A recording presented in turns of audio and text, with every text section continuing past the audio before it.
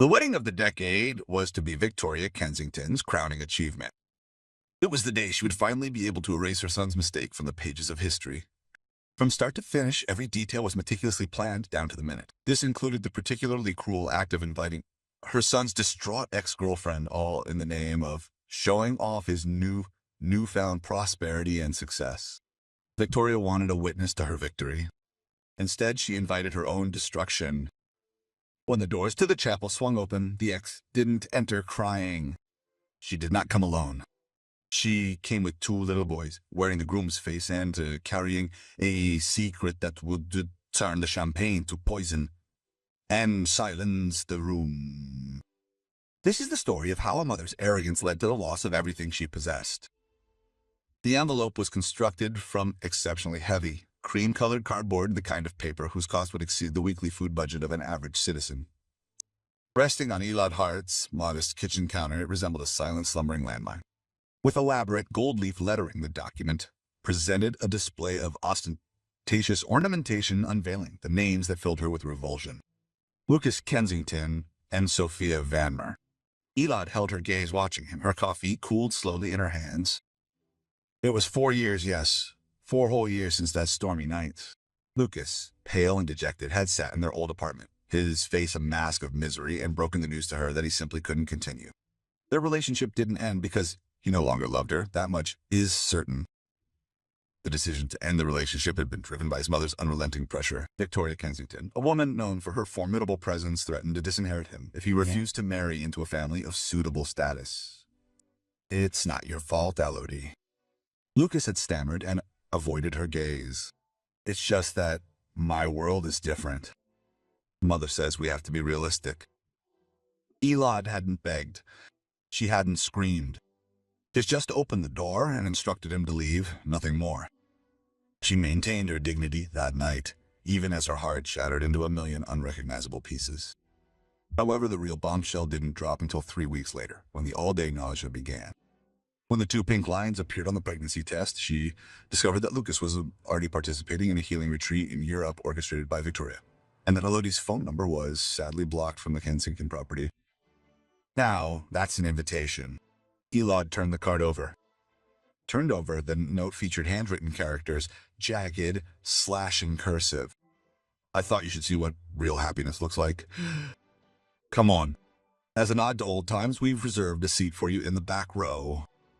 Victoria, that wasn't a peace offering, that was a stab in the back. Victoria wanted to make Elodie understand that she had lost. The intent was to flaunt heiress Sophia's bride before the waitress, the one Lucas had sadly lowered himself to meet. "Mom." A faint, drowsy voice abruptly pulled her from her state of trance. Elad turned around and noticed Leo, 4 years old, who was rubbing his eyes. Standing right behind him was his identical twin, Oliver. They were the spitting image of their father. "She possesses the same dark, curly hair, the same piercing blue eyes, and the same stubbornly defined jawline." But they had Elodie's fire. "I'm here, my love," Elodie said, lifting Leo up. She looked from the boys to the invitation. She had struggled for 4 years. She'd been working double shifts, studying law at night, and raising 2 boys on her own without accepting any financial support from the Kensingtons. She protected them against Victoria's venomous nature, yet Victoria had intentionally antagonized the bear. She invited Elad into the lion's den, anticipating a frightened mouse would be the outcome. Elodie's gaze hardened. She picked up her mobile phone and dialed the number of her closest friend, Sarah, who worked as a stylist for the city's elite. "Sarah," Elodie said in an eerily calm voice, "I require a dress and 2 mini tuxedos. It's a wedding, after all." As they approached the Kensington estate, it already seemed impossibly grand. A sprawling mansion, it resembled a museum more than a private residence. Perfectly trimmed hedges framed the long driveway, and a veritable fleet of luxury vehicles, Bentleys, Rolls-Royces, Ferraris, were neatly parked in precise rows. The air itself seemed to carry the scent of expensive perfume and palpable wealth, a tangible symbol of the family's considerable legacy. Built within the opulent grand ballroom, Victoria Kensington commanded attention. Her silver dress shimmered with a delicate sheen of scales, and a magnificent diamond necklace, a cherished family heirloom passed down through generations, rested upon her elegant neck. She enjoyed a glass of vintage champagne, her eyes sweeping across the room with the sharp, predatory gaze of a falcon searching for prey. "Is everything perfect?" It was Victoria Margaret, a friend from high society, who posed the question. She, like Victoria, reveled in the misfortunes of others almost to the same extent. Immaculate, purred Victoria. Luke looks good, doesn't he? With her, Sophia brings a son-in-law whose expertise will connect our crucial shipping lanes with the considerable technological resources of his father's vast empire. It's a merger made in heaven. And the lingering question, Margaret whispered, raising an eyebrow. Did you really invite help? Victoria laughed coldly and brightly. Yes, I want her to see that. I'm aiming for her to understand that she was merely a placeholder, a cautionary tale designed to warn. I wish Lucas could look at her clad in that cheap dress from the department store and then look at Sophia in her Warhawang dress and truly understand that it was me who saved him. At the front of the room, Lucas stood at the altar. He looked absolutely stunning in his custom-made tuxedo, yet his eyes remained vacant and devoid of emotion. He diligently performed his work, offering a smile when it was expected, and he readily shook hands with men he didn't know. He was a man who was empty inside. He loved Sophia enough. She was pleasant, safe, and accepted. But she didn't bring the world to a standstill when she walked into a room. The ceremony was set to begin in 10 minutes. The guests took their seats. The string quartet began playing, performing a gentle, upbeat, and delightful melody. There was a sudden creak as the heavy oak doors in the back of the ballroom swung open. It was usual for those who arrived late to creep in silently, heads hanging low, because they felt embarrassed at having interrupted the ceremony.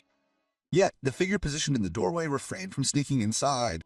A hushed silence descended upon the hall, originating in the back rows, and then progressing, wave-like, to the front. Eloise Hart stood in the afternoon sun.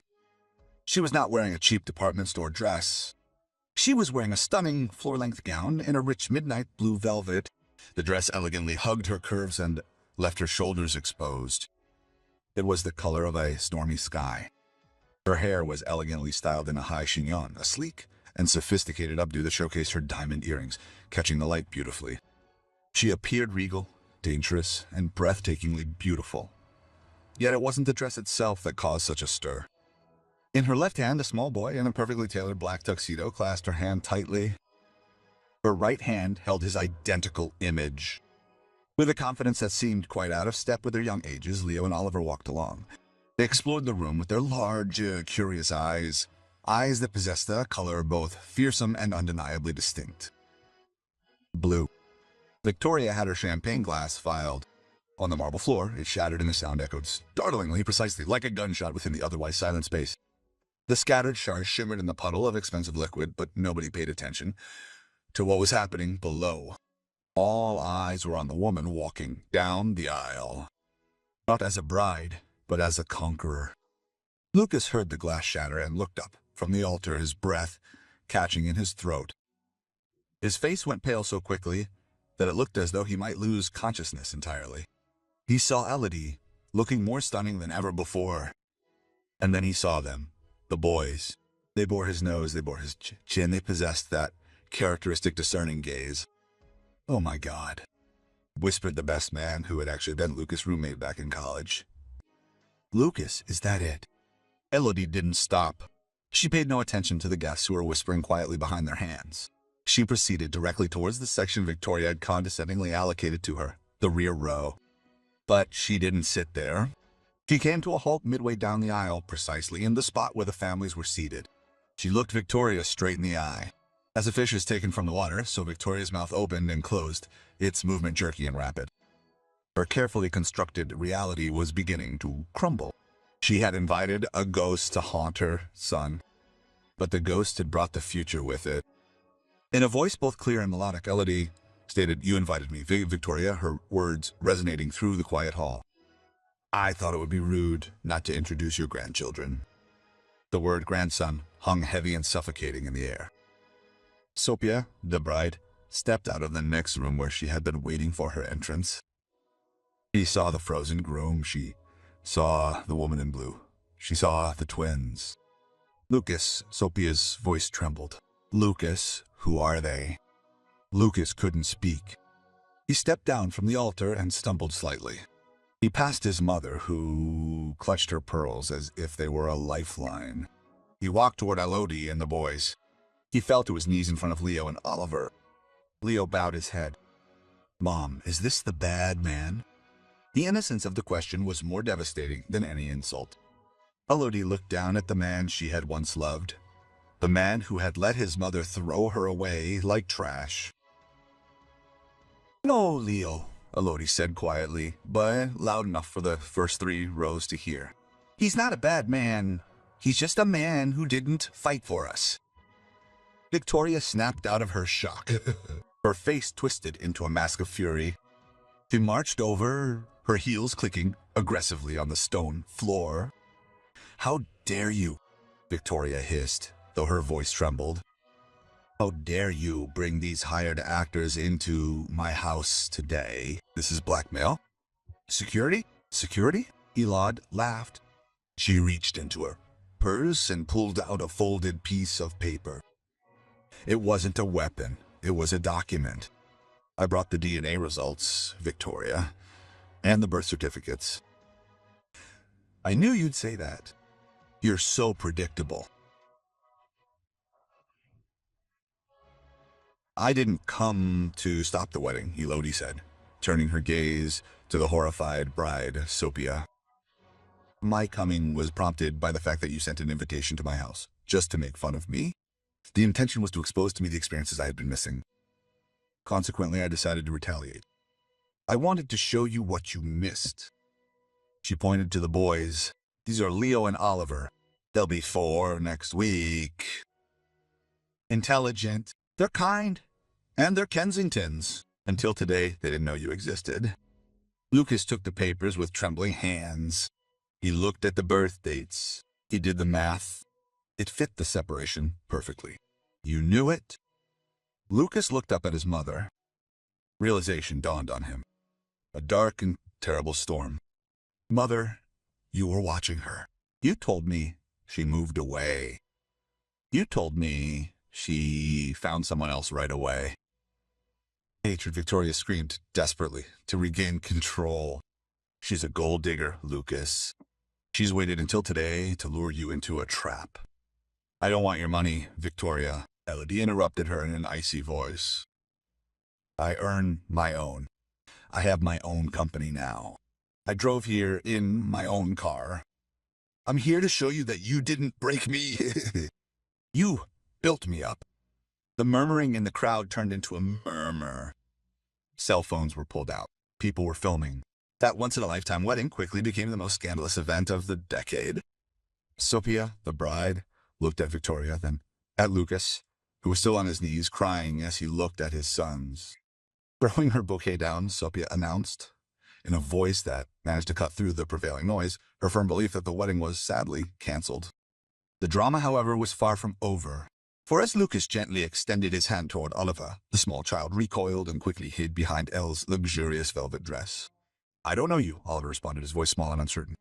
"This rejection hurt more than the breakup 4 years ago." From the sidelines, Victoria observed the unfolding events, her initial anger quickly transitioning into profound horror.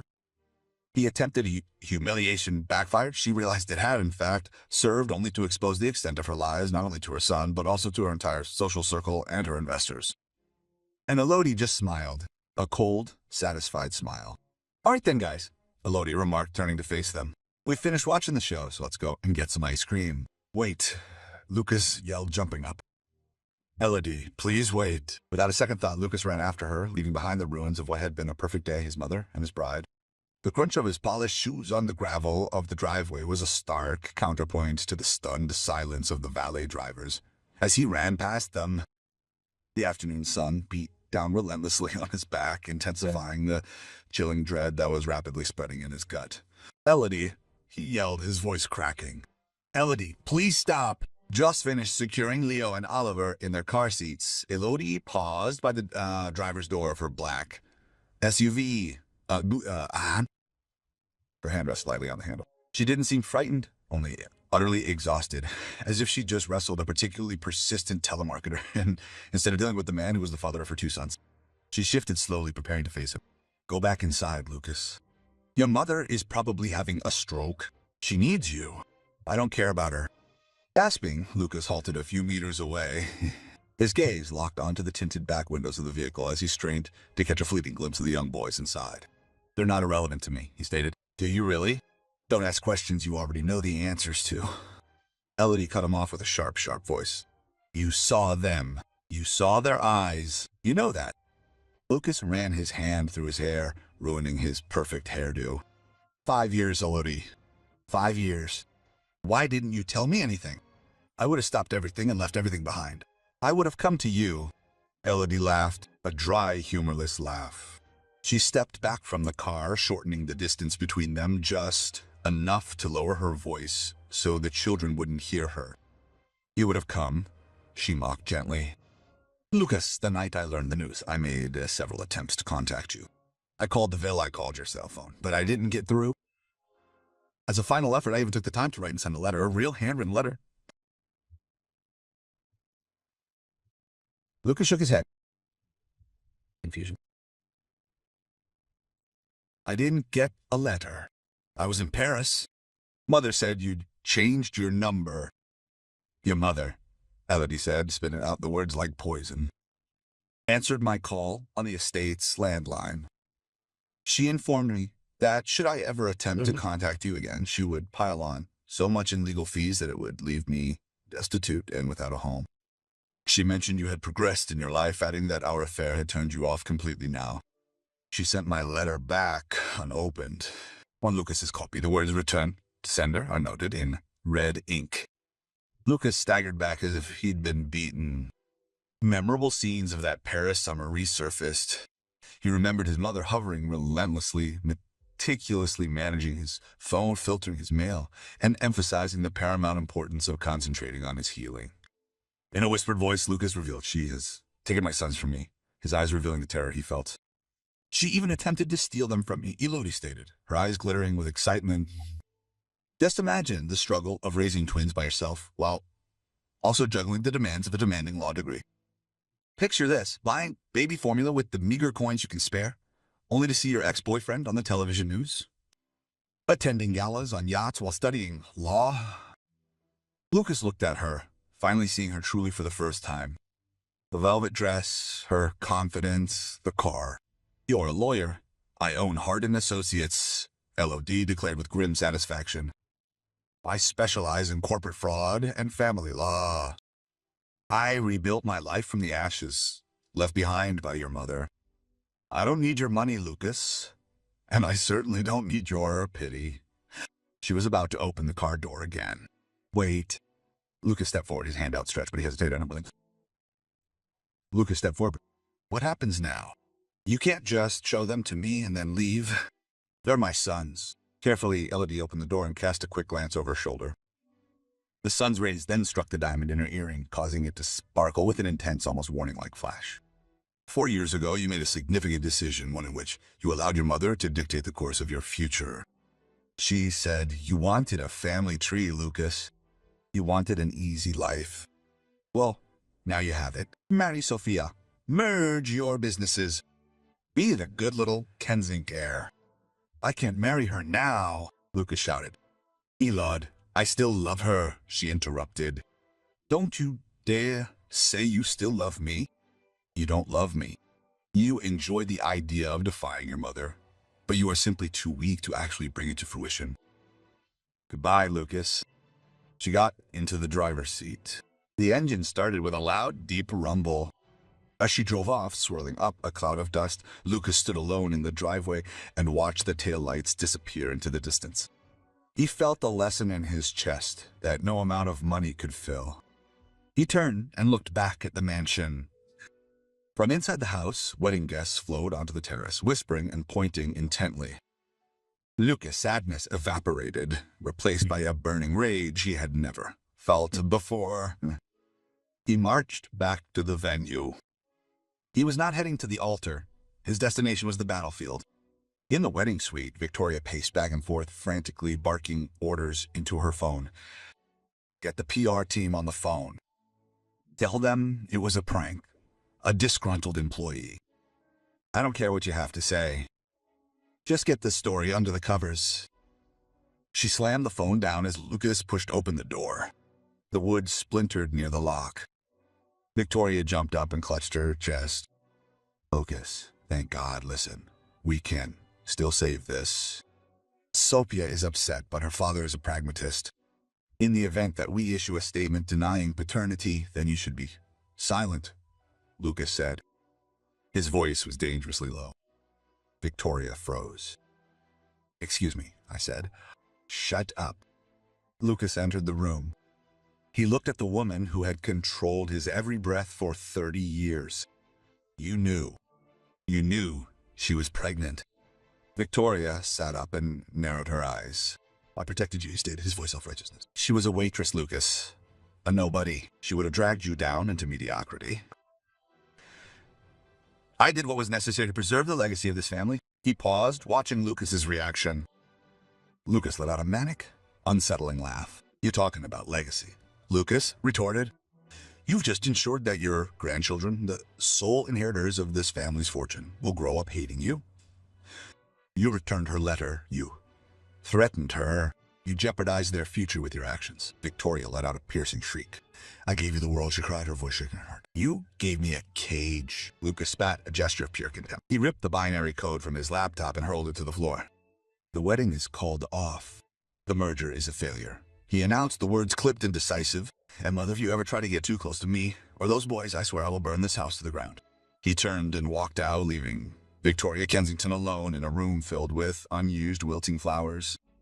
For the first time in a long time, she realized that her control over him, her carefully constructed facade, had finally and utterly. The scandal didn't just break. It exploded. When the sun came up the next day, the video showing Elodie with her twins walking down the aisle had already racked up 10 million views.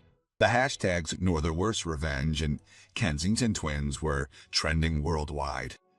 Normally a fiercely divided online community, the internet showed almost complete unity in supporting Elodie. He was completely unable to resist the compelling image of the royal mother diligently protecting her children against the malevolent Queen Victoria. 3 days later, Elodie sat in her office at Hart & Associates.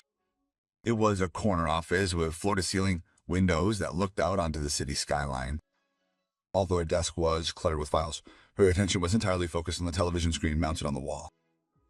Speaking with a serious, somber tone, the news anchor reported, "Since the disastrous wedding reception on Saturday, shares in Kensington Industries have plunged 12%. Following the accusations levied against CEO Victoria Kensington, allegations that she concealed her own grandchildren, investors are now expressing significant doubts regarding the stability of the company's leadership." Meanwhile, Lucas Kensington is said to have moved out of the family estate and is living at the St. Regis Hotel. Elodie muted the television. She could feel a headache building behind her eyes.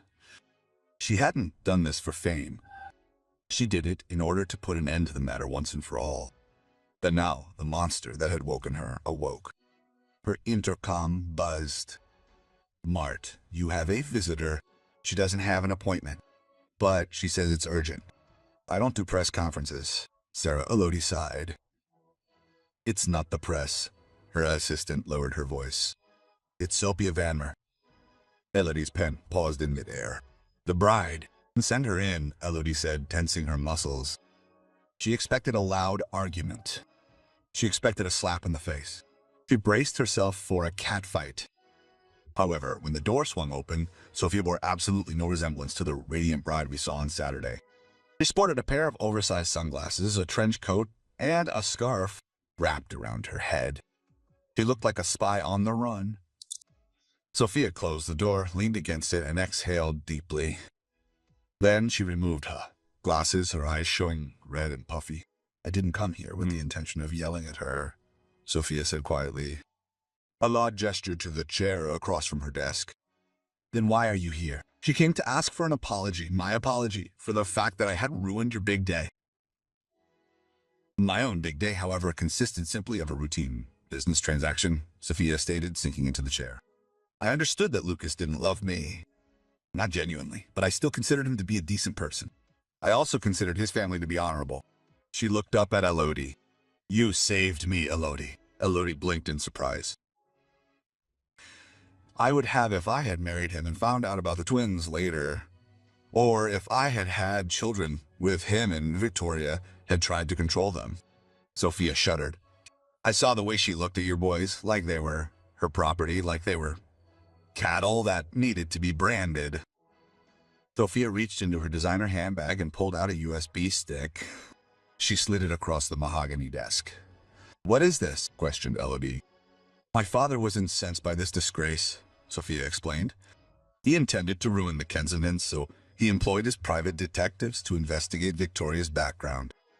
We planned to use this to exert pressure and recover our investment." Sophia paused. "But I believe you need this more than I do." Elodie accepted the USB drive. "What's on it?" "Proof," Sophia whispered.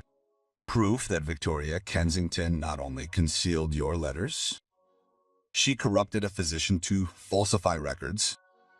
4 years ago, when you attended your first ultrasound scan at the hospital owned by Kensington Corp's subsidiary, she illegally accessed your medical file.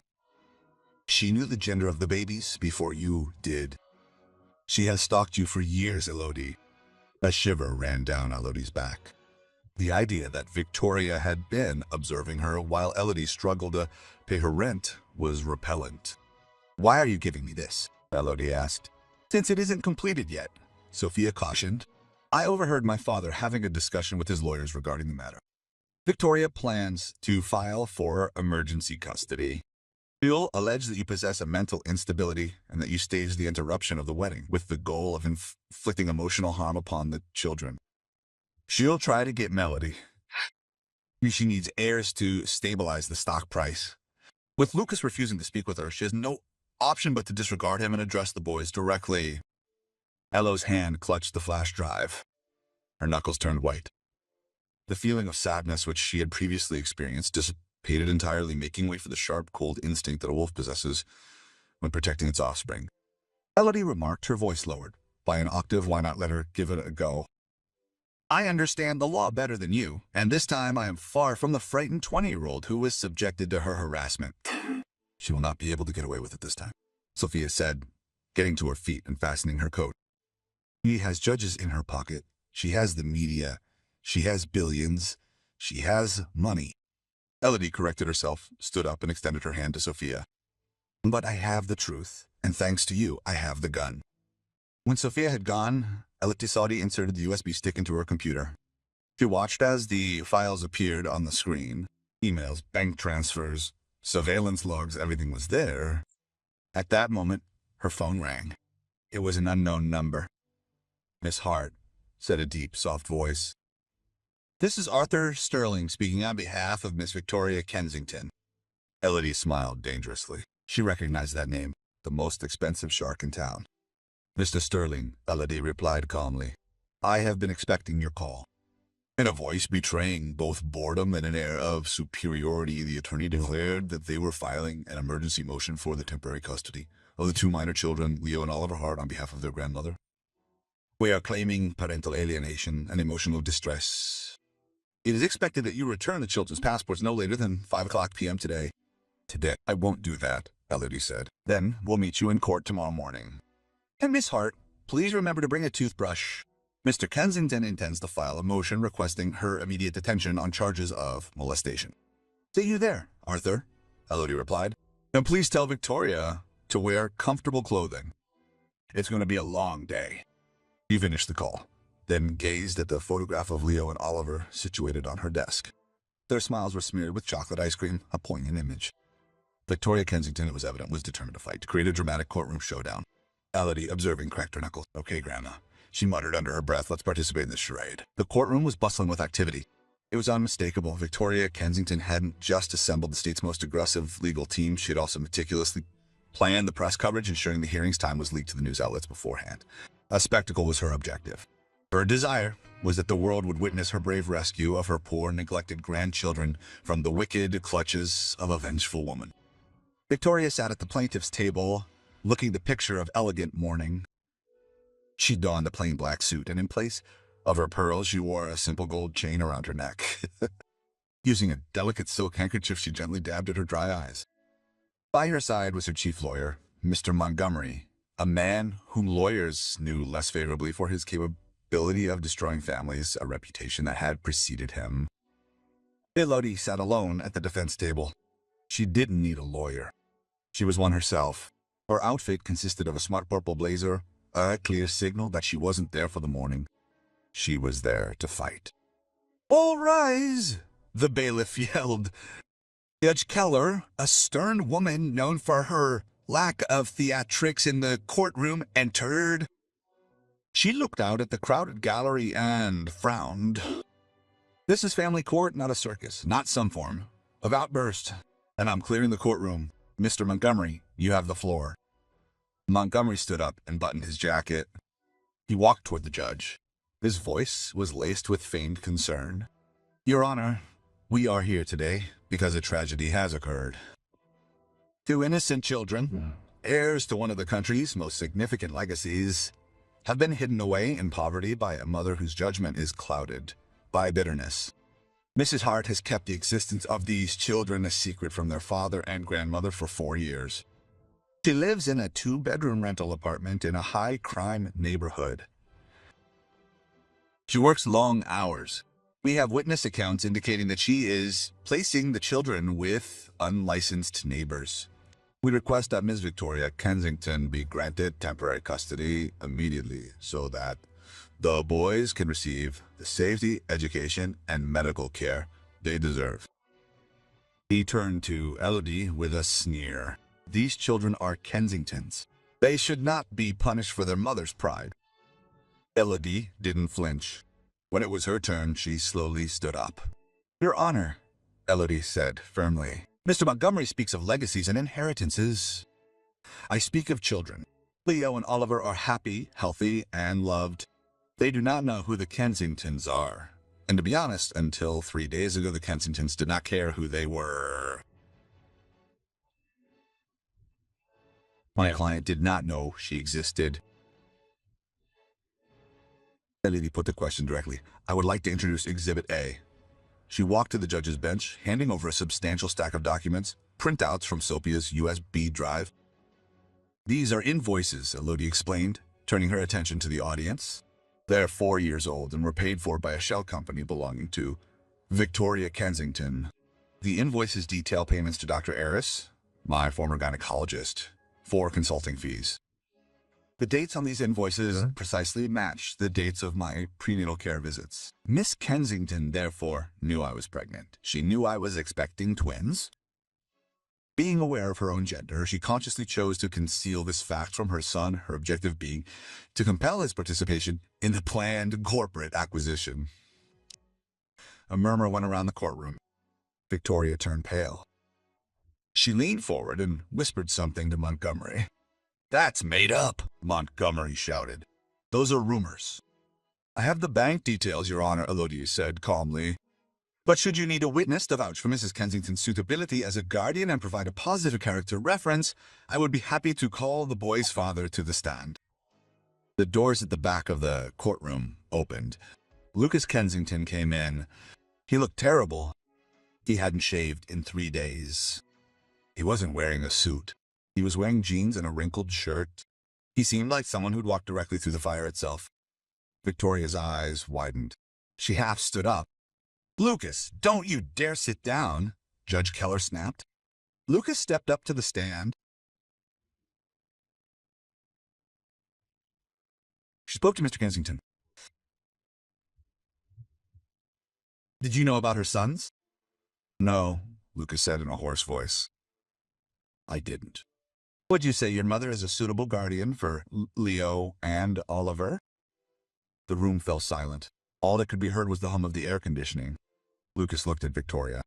He considered the many years of manipulation, the relentless lies, and the way she had treated him not as a son but as if he were merely a possession. No, Lucas said plainly. My mother loves control more than she loves people. She doesn't want custody of Leo and Oliver because she loves them. She wants them because her stock market is falling, and she needs good PR. She sees them as props. As if on stage, Victoria gasped for air and dramatically clutched her chest, but her pleas fell on deaf ears. Elod then inquired, and what's your position, Mr. Kensington? Her gaze taking on a slightly gentler expression. Do you want custody? Lucas looked at Elodie. He noted the power in her jaw, the resolute way she stood, fiercely protective of her children's future. The shocking announcement came from Lucas. I have no legal right to apply for custody. I wasn't there. I didn't protect them. Elod did that. She's the only parental figure you know. To take that away from you would be cruel. I just want the chance to earn my place in their lives.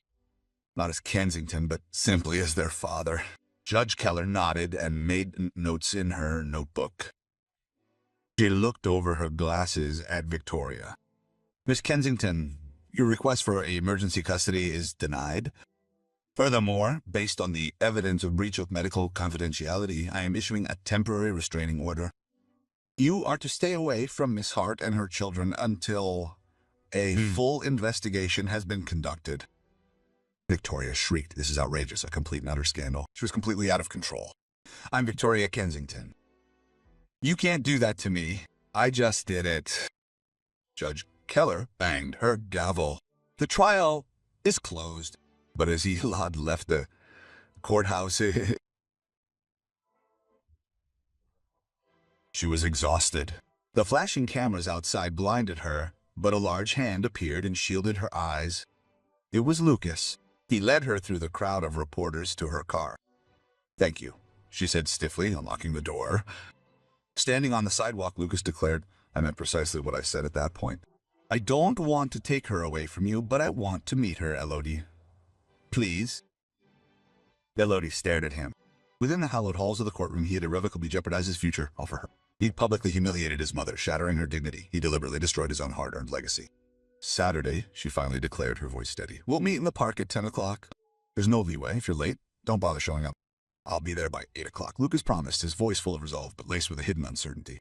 However, the arrival of Saturday marked a brutal confrontation with the harsh reality of his newfound circumstances.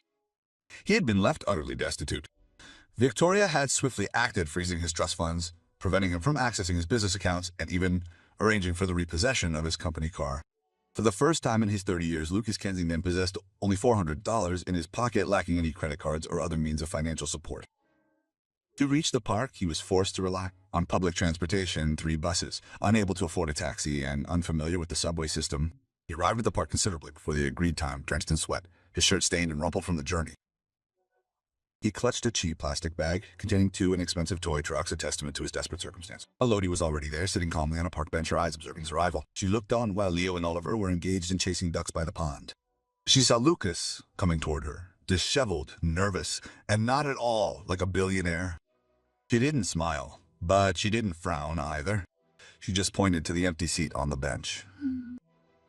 You came by bus? She asked, looking at his crumpled ticket sticking out of his pocket.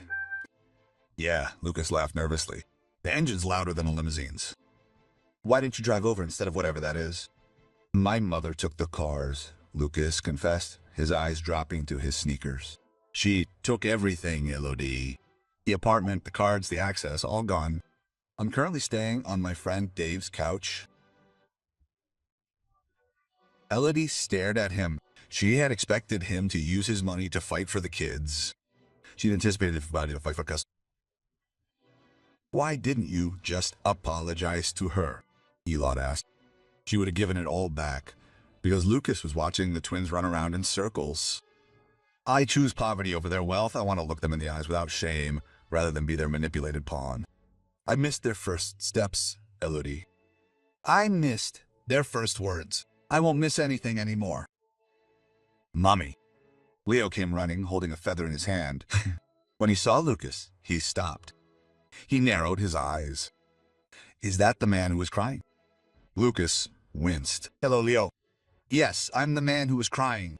I'm Lucas. Leo looked at the plastic bag. What is this?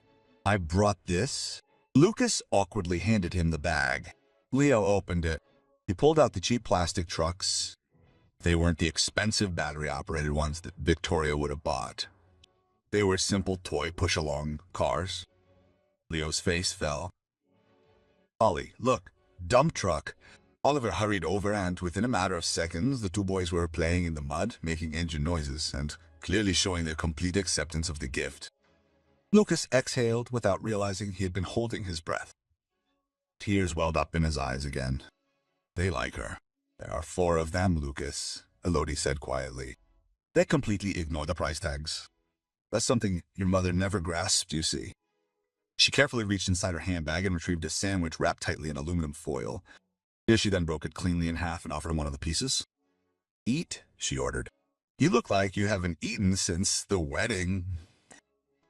Taking the sandwich, Luca noticed it was filled with peanut butter and jelly. He found the taste to be considerably better than any steak he'd ever enjoyed in a Michelin-starred restaurant. With that, Elad commented while watching the boys play. "You need a job?" "I have a business degree from Wharton," Lucas said.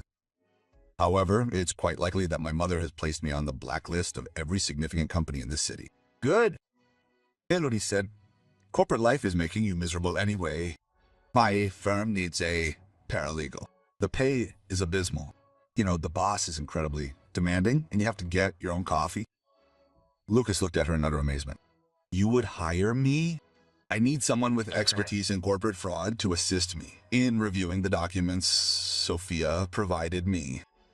Elodie stated that they are going to sue your mother, Lucas, not concerning child custody, but rather for damages, emotional cruelty, and the illegal interception of my medical files. "We're gonna take her down. Are you in?" Lucas observed his sons, their cheap trucks moving slowly in the mud. He watched the woman who had built a fortress to defend them. A fire ignited within his stomach, a fire fueled by determination, not anger. "I'm in," Lucas said, his voice unwavering. "When do I start?" "Monday at 8 a.m., Elodie said, standing up. "Don't be late." "And Lucas?" "Yeah, you get along well with the boys," she said. Just don't disappear again." "Never," Lucas vowed. While the two were watching the boys play, a black sedan moved slowly by the park entrance. The windows were heavily tinted, but the license plate seemed quite familiar to him. Victoria wasn't finished yet. She had lost the lawsuit, but she was about to start a different kind of war. And this time, she wasn't after the parents. She was after the boys' curiosity. With Lucas and Elad busy packing their belongings before their departure, Oliver lagged behind. As the window of the sedan rolled down, a hand emerged, extending outward to hold something shiny. A tablet, running the boys' favorite cartoon. "Hello, kid." A voice came from the car. It wasn't Victoria. It was a hired stranger. "Want to see the rest of the show?" Oliver took a step toward the car. "Oliver," Elodie called, turning around. The screech of tires echoed as the sedan accelerated away, leaving a bewildered Oliver standing alone on the sidewalk. Lucas ran across as fast as he could, lifted his son into his arms, and felt his heart pound wildly in his chest. He watched the car drive away. Recognizing that she was attempting to kidnap them, a shiver ran down Lucas's spine. She won't wait for the chorus. Elodie's face hardened into a stony mask. "Then we'll stop playing defensive. It's time to go on the offensive." Not simply a warning, the black sedan speeding away from the park was a blatant declaration of war, a clear signal of intent.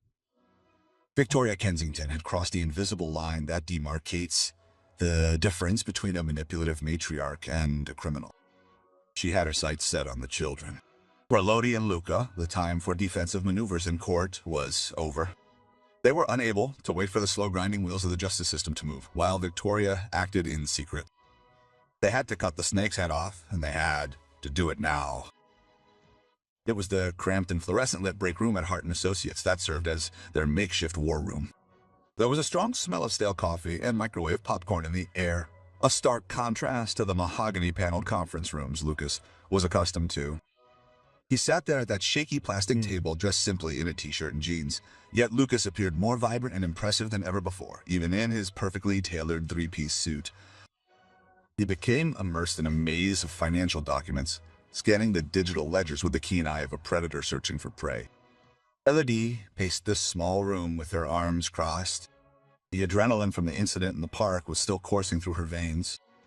He abruptly announced, "She's vulnerable," pointing his finger sharply at the laptop screen. His gaze lifted, and his eyes blazed with an intensity that was almost menacing. "Look at this, Elodie." She was sloppy, arrogant. Elodie leaned over his shoulder. "What do you want me to look at?" Lucas explained in a low, urgent voice. "She's been using the company's working capital to cover personal losses from bad investments in offshore shipping. She's losing money and trying to plug the holes before the quarterly audit." He scrolled down the chart. "If the board finds out she's been using company assets to fund her personal vendettas, including spying on you, paying bribes, and hiring Private investigators, they're not just going to fire her, they're going to bankrupt her. We know she did it, Elodie said, frustration tightening her jaw. But knowing it and proving it are two different things. We need the authorization logs. We need to link the money to the orders, and they're on her private server on the estate. Lucas nodded grimly. I know the passcode, or at least I did. It's her birthday. She's too narcissistic to change it. She thinks she's untouchable. But you can't get on the property. Elodie countered. The reality of her situation prevailed. The restraining order applies to both sides, Lucas. If you set foot on the property, she'll have you arrested for trespassing before you can. She probably has security specifically looking out for you. I'm not going there, Lucas said with a grim smile on his lips. It wasn't a smile of joy. It was one of tactical precision. But I know someone who still has access. We need someone familiar with the layout of the building, someone who knows the schedule, and who knows the schedule and who at this point in time shares an arm in this round. Elodie raised an eyebrow. Sophia. Later that evening, the phone rang in Sophia Vanma's luxurious, lonely penthouse apartment. With a glass of expensive red wine clutched in her hand, the forlorn bride sat on her velvet sofa. Her gaze was vacant, fixed upon the considerable pile of returned wedding gifts which awaited their return to their original owners. The silence in the apartment was deafening. She saw the caller ID and hesitated. After that, with a resigned sigh, she replied, Hello, Sophia, this is Lucas. His voice triggered another wave of pain, though this time it felt duller, more muted. It was replaced by a slow-burning, smoldering rage, the threat. You've really got the nerve to call me, Lucas, after everything that's gone down. I understand, Lucas answered, his tone completely devoid of excuse. And I'm sorry. I never meant to hurt you, but I need your help to stop her. She tried to grab Oliver in the park today. She tried to kidnap my son. The silence on the other end of the line was oppressive. Sophia set her wine glass down on the marble coaster with a sharp clink.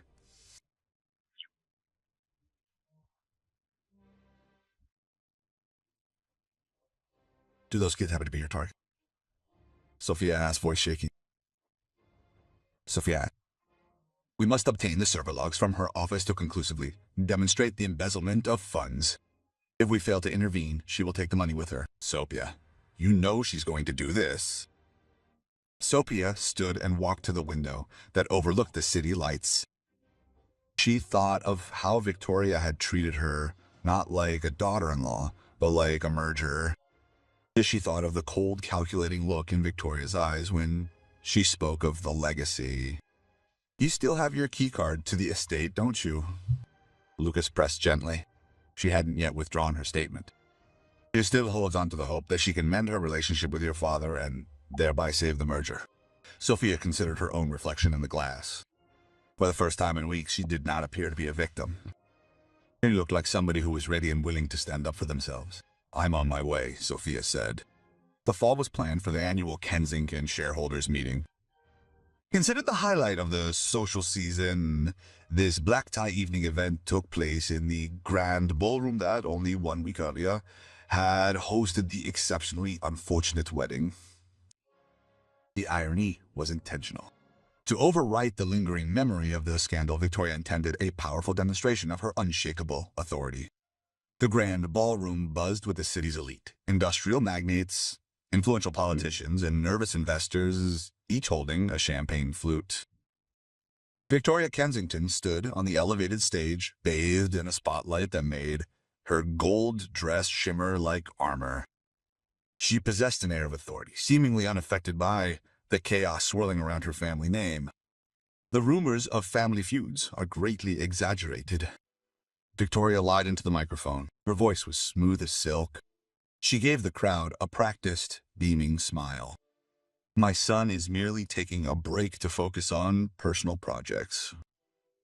The Kensington legacy is unshakable. To be sure, the company is in its strongest position yet, and our projected figures for the upcoming quarter, she didn't finish her sentence. But suddenly, the enormous LED screen behind her flickered violently, displaying the Kensington Industries logo. It was a jarring, almost violent visual. The golden crest dissolved into the static. A murmur went through the crowd. Victoria turned. Her perfect composure was marred by confusion.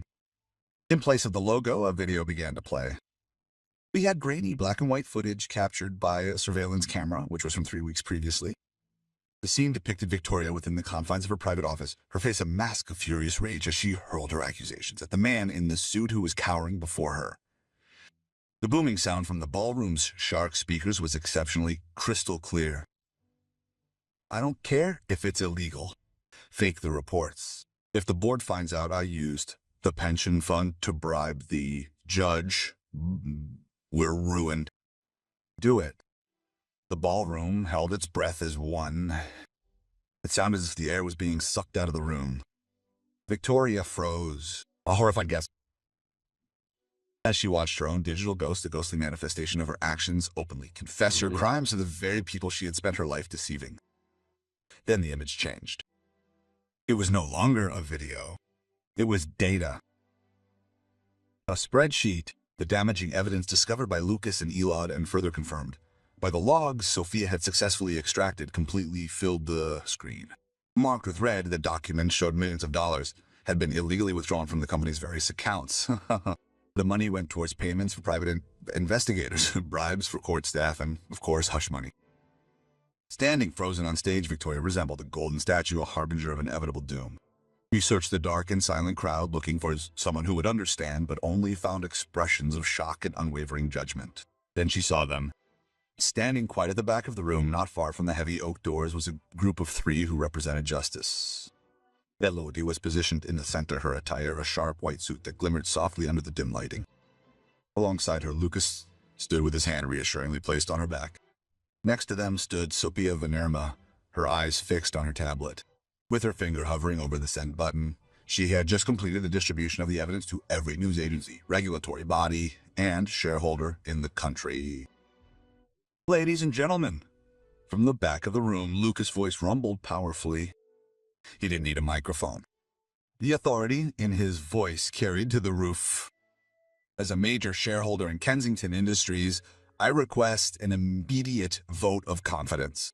A man with silver hair in the front row shouted, I agree entirely. Sophia's father, who looked at Victoria with utter contempt. Victoria reached for the microphone stand. Her knuckles were white with tension. Panic cracked her voice. No, this is a lie. This is a fabrication. This is a conspiracy. In order to prevent Elodie from approaching, the security guards she had hired for this purpose began their movement toward the stage. However, their intention wasn't to offer her any protection. With grim expressions on their faces, 2 police officers stepped out of the side wings, effectively dividing the stunned guests. With her announcement, Victoria Kensington revealed the lead officer. His words were intensified by the stunned, breathless silence hanging heavy in the room. You are under arrest for embezzlement, corporate fraud, and conspiracy to commit kidnapping. With the officers climbing the stairs and placing handcuffs on her, the illusion of Victoria's authority and influence utterly disintegrated. She looked small, old, and desperate. They searched the room frantically until her eyes fell on Lucas. Lucas! She screamed as they began to drag her away. Your dignity completely forgotten. I did this for you. Everything I did, everything at all was solely for your benefit. Without my protection, you would be nothing. Do you understand? Absolutely nothing. Lucas remained utterly impassive. He didn't flinch, didn't avert his gaze. He witnessed his mother being escorted away from his life, from his presence. The toxic resentment, the venomous hatred had finally been eradicated, completely gone. He then turned to Elodie, his eyes reflecting a clarity and a calmness he hadn't known in years. Are you ready to return home now? He asked softly. Elodie squeezed his hand, a small smile touching her lips. Yes, it was. 6 months passed and the property in Kensington was quietly sold, its new owner a land developer. Almost all of the proceeds were used to repay the pensions Victoria had drained and to settle the lawsuits. Gone now was the museum, as Elodie had described it. Lucas didn't retreat to a luxurious villa, nor did he yearn for marble floors or ceilings bedecked with gold leaf. Instead, Lucas and Elodie acquired a charming, somewhat dilapidated farmhouse outside the city limits. It possessed a wraparound porch needing attention, a large lawn requiring mowing. And it was perfect. A lazy Sunday afternoon bathed in golden sunlight. The air was filled with the enticing aroma of charcoal and barbecue sauce. Lucas at the backyard grill expertly flipped the burgers, his focus intense as if defusing a bomb. He sported an apron Elodie had jokingly bought him. It proclaimed "Kiss the Cook" in bold, red letters. Elodie sat on the porch, relaxed in her porch swing, a glass of lemonade in her hand. She watched the unfolding events. Leo and Oliver were frolicking in the grass. Their laughter sounded like bells. Their new family member, Justice, a clumsy yet enthusiastic golden retriever puppy, was the subject of their playful wrangling.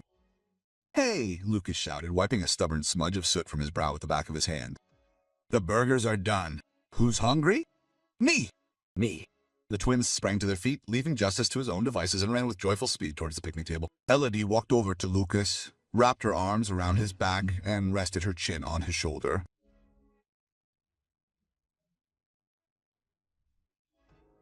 Ex-billionaire. Lucas corrected her with a grin, turning in her arms to give her a kiss on the forehead. "I'm just a junior paralegal now, but the benefits are much better." He cast his gaze past her to the boys, their faces smeared with food, eating with a sense of safety and freedom. They hadn't gotten a fairy tale happy ending. They argued over electricity bills.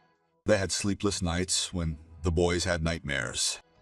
They had the chaotic, messy, beautiful reality of life. And as Lucas, holding Elodie tightly in his arms, watched the sun slip below the horizon, he knew that the life they shared was priceless, not something he'd ever trade for all the diamonds in Victoria's vast collection. The mistake Victoria had tried so desperately to conceal had, unfortunately, become the only thing that truly mattered. Finally, the waitress not only survived the queen, but she had also rewritten the history of the kingdom. So the arrogance of this cruel mother brought about her complete and utter destruction. This shows that money might be able to buy silence, but it can't buy loyalty. The powerful story of Lucas and Elot serves as a stark reminder that true family strength isn't measured in the number of zeros on a bank account, but rather by the unwavering support and resilience displayed when the world turns its back and casts them aside. If you enjoyed this captivating story about karma, justice, and the possibility of second chances, please click the like button below. It really helps the channel. Please don't forget to share this with a friend who could use a little drama today. To be sure you don't miss out on any future exciting stories, be sure to click the subscribe button and remember to hit that notification bell to get updates. Thanks for watching.